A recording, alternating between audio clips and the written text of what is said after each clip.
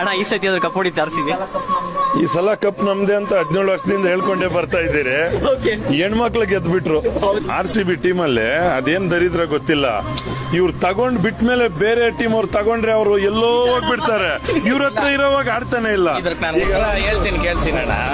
ಯಾವತ್ತೇ ಆಗ್ಲಿ fan base ಇರ್ತಕ್ಕಂಥ team ಅಲ್ಲಿ ನೀನ್ ಮಲ್ಕೊಂಡಿದ್ರು ರಾಜ್ನಿ ಅಲ್ಲಿ ಮಲ್ಕೊಂಡಿದ್ರೆ ಬಿಡ್ಬೇಕಲ್ಲ ಅವ್ರನ್ನ.